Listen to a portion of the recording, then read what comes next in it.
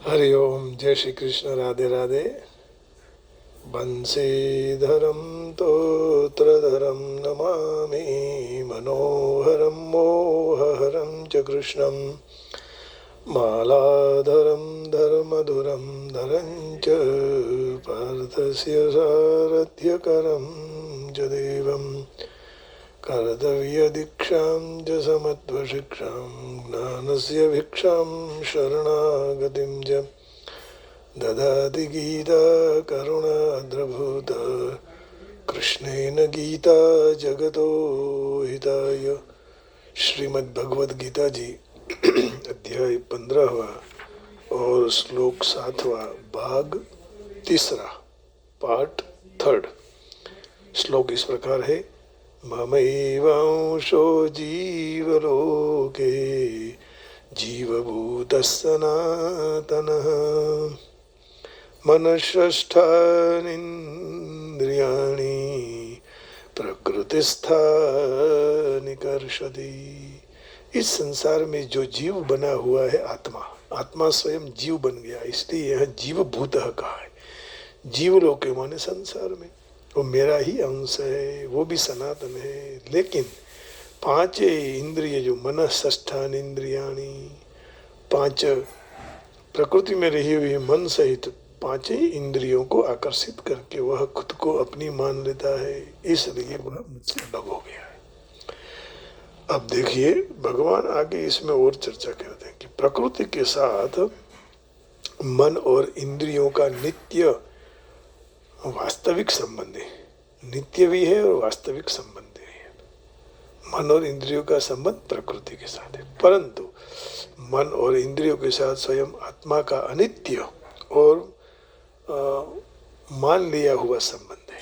अनित्य संबंध कभी भी स्थायी नहीं रहता है, बल्कि वह निरंतर बदलाव रहता है और छूटता रहता है, छूट जाता है, बदलता रहता है। स्वयं तो नित्य संबंध परमात्मा के साथ ही है, जो कभी बदलता भी नहीं और संबंध छूटता भी नहीं, परंतु अनित्य संबंध को स्वीकार कर लेने से नित्य संबंध से विमुख हो जाते हैं। इसके कारण उसका अनुभव नहीं होता है, भूल जाने से अनुभव नहीं होता है।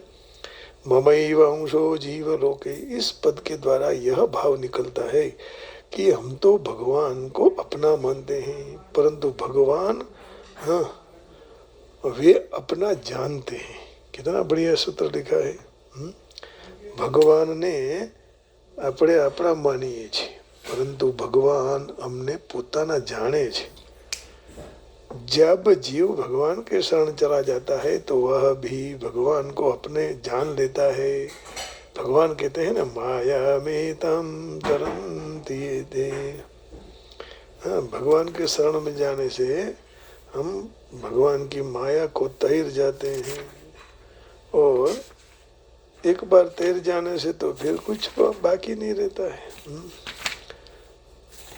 मामेव ये प्रपद्यन्ते माया में तम तरन्ति, दैवी येषा गुणमयी मम माया दुरत्यया, मामेव ये प्रपद्यन्ते माया में तम तरन्ति। दैवी येषा गुणमयी मम माया दुरत्यया, मामेव ये प्रपद्यन्ते माया में तम तरन्ति। क्योंकि मेरी यह अलौकिक त्रिगुणमयी माया पार करना बहुत कठिन है, परंतु जो भी मनुष्य मात्र मेरा ही शरण ले वह इस माया को तैर जाता है। चंडी पाठ में भी माया के लिए शुरू में ही कहा है कि माया बहुत दुस्तर है। बड़े बड़े महात्मा सन्यासी लोग भी इस माया को तैरने में खामी खा जाते हैं ना, पतन हो जाता है उनका। दैवी येषा गुणमयी मम माया दुरत्यया, मामेव ये प्रपद्यन्ते मायामेतां तरन्ति ते। तो जो जीव भूत आत्मा है वह भूल जाता है, माया में गिर जाता है। तो जीव भगवान का सनातन अंश है। यह कहा न, ममैवांशो जीवलोके जीवभूत सनातन, सनातन अंश है। तो भगवान के साथ से अपना संबंध जोड़ना अर्थात खुद को उनको मानना, अपना मानना, और वह वास्तविक पुरुषार्थ है और कोई पुरुषार्थ नहीं। शरीर में होने वाले पुरुषार्थ तो क्रिया मुख्य है जो मात्र संसार के लिए होता है। कारण क्योंकि शरीर संसार का अंश है, परंतु स्वयं से होने वाले पुरुषार्थ में भाव मुख्य है। इसलिए हमें बुराई छोड़कर असंग होना चाहिए। भगवान ने अपना मानना भगवान को, ये सबसे बड़ा पुरुषार्थ है और वही पुरुषार्थ ठीक है, भगवान को अपना बना लेना। बुराई छूटते ही मनुष्य संसार के लिए उपयोगी हो जाता है। शरीर संसार से असंग होने से अपने लिए उपयोगी बन जाते हैं। भगवान को अपने मानने से भगवान के लिए उपयोगी बनते हैं। बुराई को छोड़े बिना मनुष्य संसार के लिए कभी भी उपयोगी नहीं हो सकता है। शरीर संसार से असंग होने बिना मनुष्य अपने लिए उपयोगी नहीं बन सकता। भगवान के साथ अपना संबंध जोड़े बिना मनुष्य भगवान के लिए उपयोगी नहीं बन सकता है। सबसे पहले मैं बुराई छोड़ दूं और असंग हो जाऊं, भगवत प्रेमी हो जाऊं। इस सब बाबतों को अगत्यता समझना ही पुरुषार्थ है। सर्वप्रथम साधक ये स्वीकार कर लेना चाहिए कि मैं बुराई रहित कैसे हो सकूं, असंग कैसे हो सकूं, प्रेमी कैसे बन सकूं। इसलिए साधक को जानना चाहिए कि संसार के साथ संबंध अपना संसाરના संबंधे પણ આપણે એક છીએ। संसार के संबंध के हिसाब से हम सब एक हैं, है ना। आत्मा के संबंध से हम सब एक हैं, परमात्मा के संबंध भी हम सब एक हैं। इसलिए अपने शरीर को सुख पहुंचाने का जैसा भाव है, ऐसा भाव दूसरों के लिए भी होना चाहिए। अथवा इस तरह शरीर के साथ निर्लिप्त रहना चाहिए। इस तरह अपने शरीर के साथ निर्लिप्त होकर सब शरीरों के साथ अपना शरीर की एकता को स्वीकार करके बुराई में से निवृत्ति होने लेनी चाहिए। अपने शरीर सहित सारे शरीर को छोड़कर हम लोगों को असंग अपने स्वरूप में स्थित होकर रहना चाहिए। संपूर्ण शरीर संसार को छोड़कर हमको भगवत प्रेमी कैसे हो सके, यह मार्ग ढूंढना चाहिए। अपना संबंध परमात्मा के साथ है। ममैवांशो जीवलोके, इसलिए हम परमात्मा में स्थित हैं, परंतु शरीर, इंद्रिया, मन, बुद्धि संबंध अपरा प्रकृति के साथ है। इसलिए सब प्रकृति में स्थित है। प्रकृति स्थानी विकारांश्च गुणांश्चैव विद्धि प्रकृति संभवान। धीरे बोलो जलाराम, का दरवाजो बंद कर दो। विकारांश्च गुणांश्चैव विद्धि प्रकृति संभवान। सविकारांश्च गुणांश्चैव विद्धि प्रकृति संभवान। ये सारे जो हैं विकार आदि सब प्रकृतिम पुरुषम चैव विद्यनादि उभावपि विकारांश्च गुणांश्चैव विद्धि प्रकृति संभवान। प्रकृति और पुरुष ये दोनों को अनादि जान, और विकारों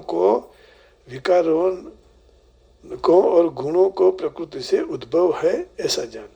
कार्य और कारण से होने वाली क्रियाओं को उत्पन्न करने में प्रकृति कारण कही जाती, और सुख दुख के भोक्ता में पुरुष कारण कहा जाता है।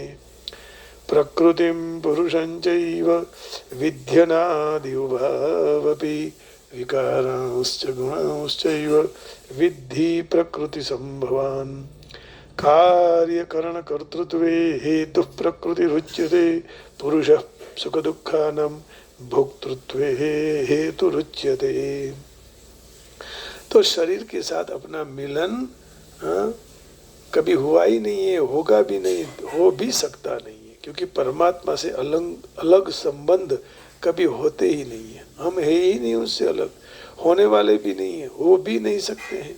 इसलिए ज्यादा से ज्यादा दूर कोई भी वस्तु हो तो वह शरीर है, और नजदीक से नजदीक कोई भी वस्तु है तो वह परमात्मा है। परंतु कामना, ममता, तादात्म्य के कारण मनुष्य को उल्टा दिखाई देता है ना। उल्टा देखने से फिर आदमी उल्टा हो जाता है, अर्थात शरीर दिखाई नजदीक है लेकिन परमात्मा हमें दूर दिखाई देते हैं।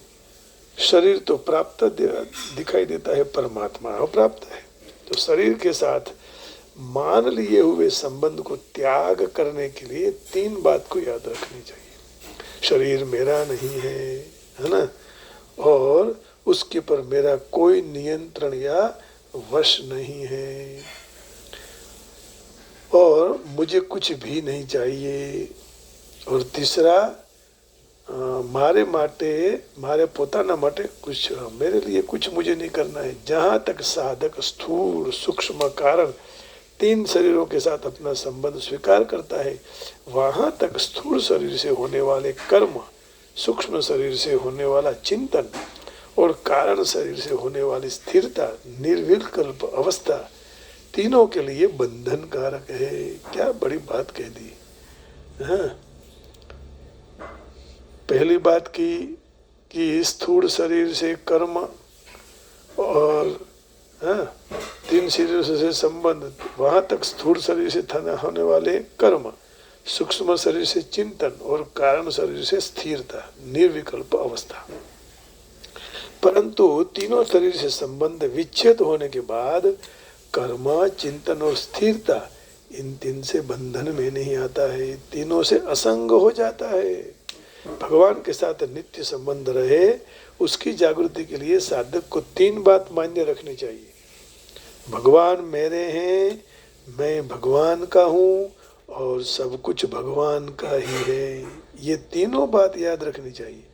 और भगवान के साथ नित्य संबंध के लिए जागृति आने के बाद साधक को भगवत प्रेम हो जाता है, और भगवत प्रेम की प्राप्ति में ही मनुष्य जीवन की पूर्णता है, और कहीं पूर्णता नहीं है। मनुष्य में 3 इच्छा होती हैं, एक तो भोग की इच्छा, फिर तत्व की इच्छा और प्रेम की इच्छा। भोग की इच्छा है वो कामना, तत्व की इच्छा है वो जिज्ञासा, और प्रेम की इच्छा है वह पियासा, अभिलाषा, पिपासा। तो भोग की कामना शरीर के स्तर पर, तत्व की जिज्ञासा स्वरूप के स्तर, और प्रेम की पिपासा परमात्मा के स्तर पर होती है। क्या बहुत सुंदर बताया। शरीर को अपना मानना ही भूल है, क्योंकि शरीर प्रकृति का अंश है। तो इसलिए भगवान का अंश है हम, और हम क्या मानते हैं कि प्रकृति का अंश है। इसलिए शरीर के स्तर पर होने वाली भोगेच्छा प्राकृत असत होने से अपनी नहीं है, बल्कि भूल से अपनी हमने मान ली है। परंतु तत्व की और प्रेम की इच्छा अपनी खुद की है, भूल से नहीं आई हुई। इसलिए शरीर को निष्काम भाव पूर्वक परिवार की, समाज की और संसार की सेवा में लगाने से, अथवा तत्व जिज्ञासा प्रबल होने से भूल सुधर जाती है। भूल सुधरते ही भोगेच्छा नहीं रहती, भोगेच्छा न रहते तत्व की जिज्ञासा पूर्ण हो जाती। तो साधक स्वरूप में स्वाभाविक स्थिति का अनुभव हो जाता है, अर्थात उसको तत्व ज्ञान हो जाता है, वह जीवन मुक्त हो जाता है। फिर स्वरूप जिसका अंश है वह परमात्मा के प्रेम की पिपासा जागृत होती है। जीव मात्र परमात्मा के अंश है, इसलिए जीव मात्र की अंतिम इच्छा प्रेम ही है।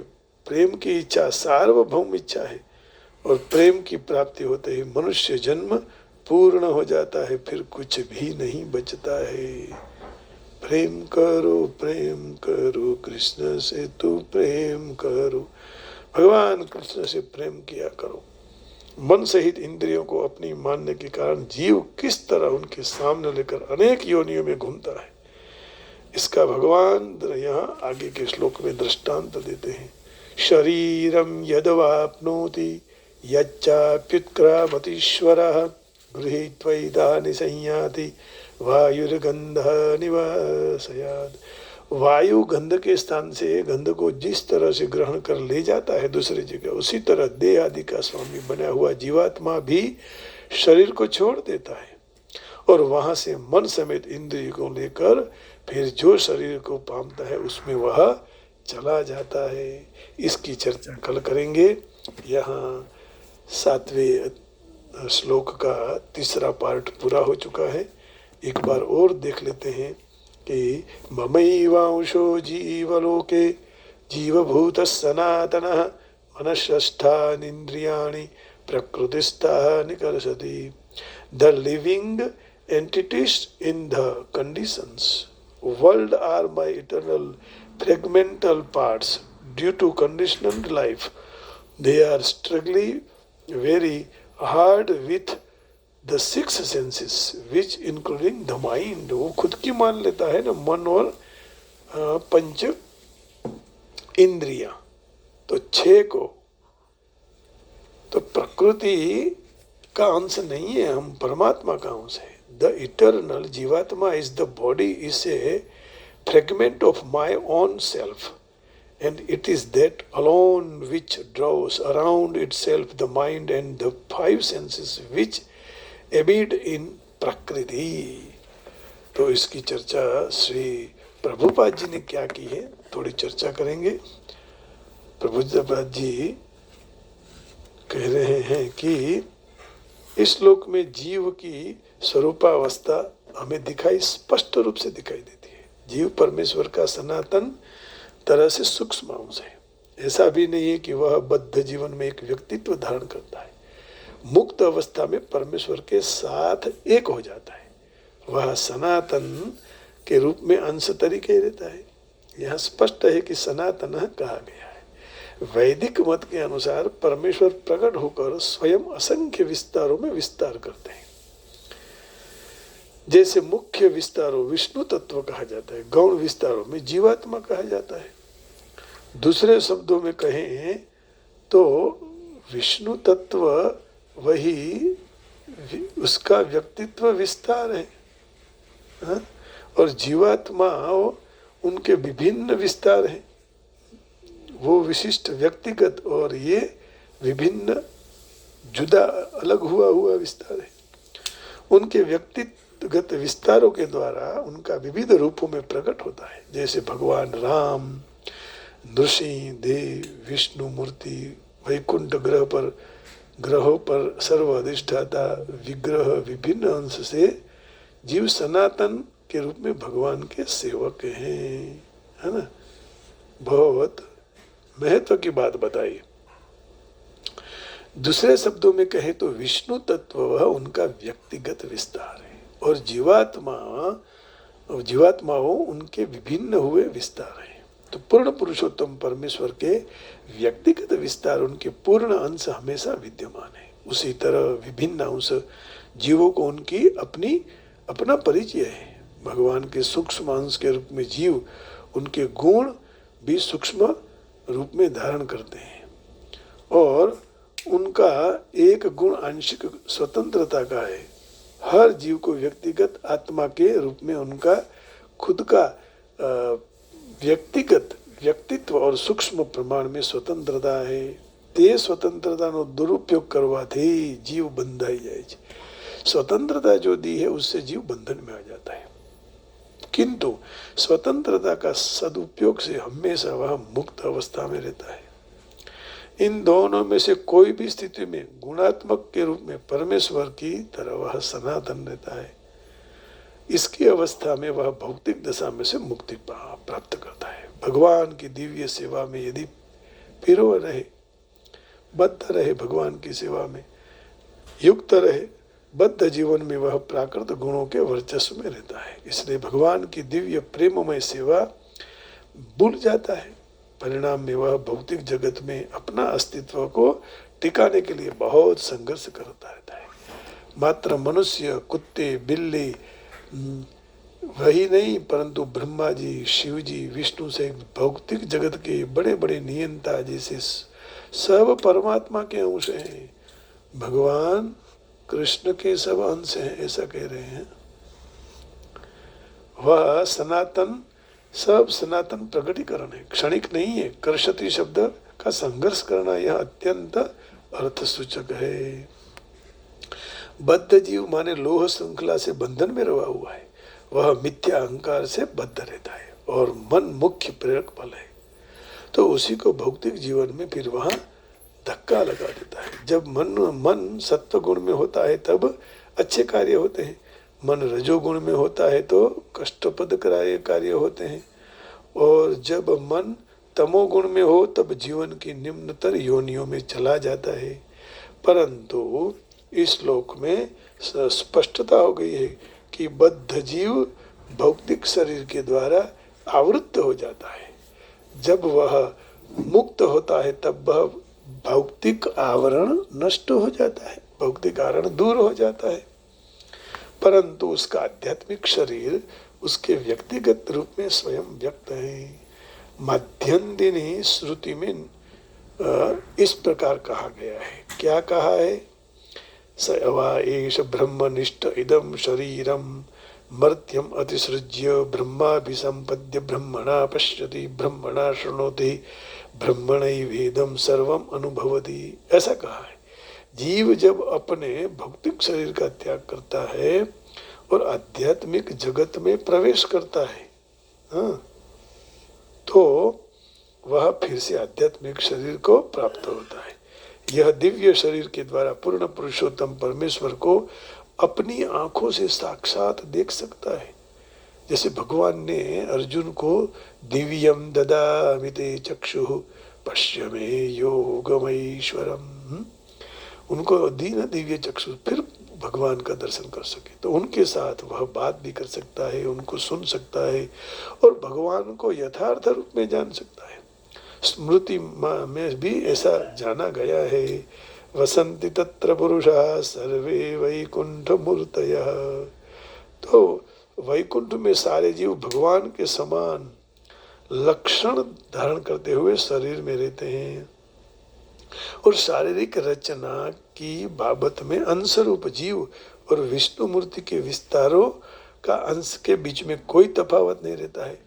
दूसरे शब्दों में कहे तो पूर्ण पुरुषोत्तम परमेश्वर की कृपा से जीव मुक्त होने के बाद आध्यात्मिक शरीर प्राप्त करता है। ममैव अंशो शब्द का अर्थ सूचक है कि जिसका अर्थ भगवान का विभिन्न अंश ऐसा होता है। भगवान का विभिन्न अंश कोई भौतिक वस्तु के लिए वस्तु के टूटे हुए हिस्सा के अंश के जैसा नहीं है कि वहां से टूट कर इधर आया। दूसरे अध्याय में हम समझ चुके हैं कि आत्मा के कभी टुकड़े नहीं हो सकते हैं। फिर ये कैसे भगवान से अलग हुआ, क्यों ऐसे टुकड़ा हुआ, क्या वो भगवान का टुकड़ा है अंश? तो ऐसे अंश भौतिक रीते यहाँ कल्पना नहीं हो सकती। यह जड़ पदार्थ जैसा नहीं है कि उसके टुकड़े हो सके फिर से उसमें जोड़ दिया जाए, ऐसी कल्पना यहाँ लागू नहीं कर सकते हैं। यहाँ संस्कृत शब्द सनातन का उपयोग है, विभिन्न अंश सनातन है। तो दूसरे अध्याय की शुरुआत में भी कहा है कि हर व्यक्तिगत शरीर में परमेश्वर का अंश विद्यमान है। देहिनोस्मिन् यथा देहि कौमारम यौवनम जरा, दैहिक बंधन में से मुक्त हुआ वह विभिन्न अंश चिन्मय आकाश में रहे हुए वैकुंठ लोक में उसका मूल आध्यात्मिक शरीर फिर से प्राप्त हो जाता है। तो भगवान का संग का सुख फिर भोगता है। परंतु यहाँ ऐसा समझ में आता है कि जीव भगवान का अंश होने से गुणात्मक दृष्टि से भगवान की समान ही है। जिस तरह सोने का अंश है वह अंत में तो सोना ही है, वैसे हम भी भगवान के अंश है तो भगवान का ही स्वरूप है। We are part of the God. तो आत्मा से परमात्मा भगवान बन सकते हैं, इसका अर्थ ये हुआ। तो द इटर्नल जीवात्मा is the body is a fragment of my own self and it is that alone which draws around itself the mind and the 5 senses which abide in प्रकृति। तो प्रकृति को नहीं पकड़ना है, परमात्मा को पकड़ना है। The living entities in the condensed world are the eternal fragmental parts. Due to conditioned life, they are struggling very hard with the six senses which include the mind। तो इस प्रकार ये गीता जी का दोहन अर्जुन को निमित्त बनाकर भगवान ने सबको यह अमृत पिलाया। आइए हम भगवान के लिए थोड़ा नाम संकीर्तन करेंगे। भगवान के लिए माने भगवान को प्रसन्न करने के लिए है, तो हमारे लिए ही। तो आइए, जय राधा माधव जय ब्रज बिहारी, जय राधा माधव जय कुंज बिहारी, यशोदानंदन जय ब्रजनंदन, यशोदानंदन जय ब्रजनंदन, जय गोवर्धन धारी, जय राधा माधव जय गिरिवरधारी, जय गोपी जनवल्लभ जय गोधनचारी, जय गोधनचारी। माधव माधव बोलिए रे बजो राधा मुकुंद हरि बोलिए रे, माधव माधव बोलिए रे बजो राधा मुकुंद हरि बोलिए रे, गिरधारी गिरधारी बोलिए रे भज राधा मुकुंद हरि बोलिए रे, राधा मुकुंद हरि बोलिए रे। कल तो भगवान कृष्ण का जन्म होने वाला है, तो आज उसकी पूर्व संध्या में कितना आनंद आनंद है। सारे कई लाखों करोड़ों अब्जों हिंदुओं के हृदय में कृष्ण की याद आती होगी। कृष्ण आएंगे, कृष्ण आएंगे, और हमें कृष्ण के साथ कॉन्शियस होना है। कृष्ण की उपस्थिति हमारे साथ है, हमें अवेयरनेस लाती है। मूर्ति और फोटो, ये उत्सव और क्या है? भगवान कृष्ण केवल मूर्ति में नहीं है, केवल फोटो में नहीं है।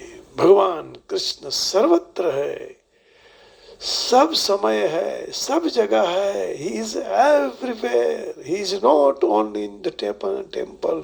He is not only the statue. He is everywhere. ये तो हमें अवेयरनेस लाती। उत्सव क्यों करते हैं? तो कल भगवान कृष्ण का जन्म होने वाला है, उसका आनंद मनाएंगे। आप सबको पहले से ही मैं कृष्ण जन्म की बधाई देता हूँ। बधाई हो, नंद घेरा नंद भयो, जय कन्हैया लाल की जय कन्हैया। हरि ओम, जय श्री कृष्ण, राधे राधे। आप सबके हृदय में बैठे हुए परमात्मा को प्रणाम करते हुए वाणी को विराम देता हूँ। ओम नमः शिवाय, ओम नमो नारायण, जय गिरनारी। राम राम जी, राम राम जी बहुत प्यारा लग रहा है मुझे।